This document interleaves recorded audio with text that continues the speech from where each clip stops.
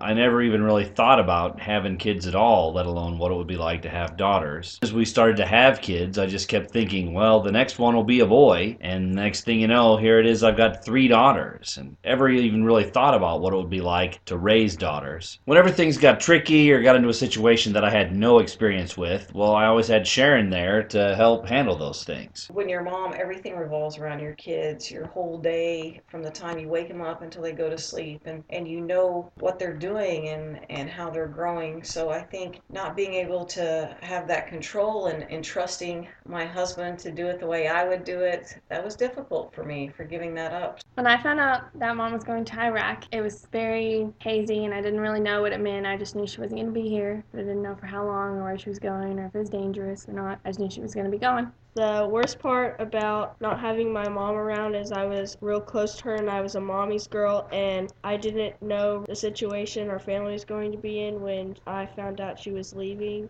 Three children, and two of them being girls. It never entered my mind that the girls would ever go into service. As a mother, it just worries you because of the atmosphere that they're in. And the hardest part was dealing with the emotions of three young. So had some challenges, some things that I'd never been exposed to or even thought about, like how to fix somebody's hair or how to do nails. Being one of three girls in a house with my dad, we all had to pitch in a lot because mom was such a provider and did so much work around the house that we all had to learn how to actually do work around the house. I relied on my sisters a lot and looked up to them because they were the closest thing I had to a mom. She had these three children, all girls, that she had to leave. So I felt a big responsibility to help in any way I could to care for those children, which did take care of them quite a bit, but their dad was really good with them also. I grew really close to my grandma when my mom was gone because she always helped me with my homework, and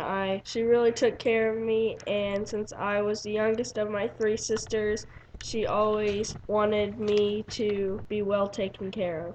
The thing that I missed the most probably was just being able to talk to her or just every day about the routine details of our lives. We only got to talk about once a week or so, and so it was like you always wanted to make sure you got everything in just a few minutes that you had. So those little spontaneous moments were really missing.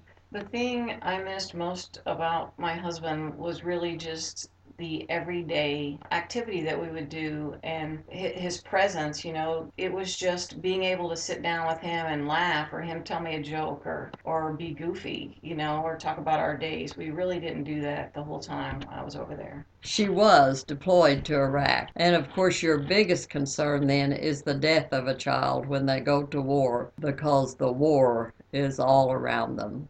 The insurgents, they would go by and they would, in the back of trucks, they would send missiles over our fences, and they could just hit at random anywhere. And I can remember the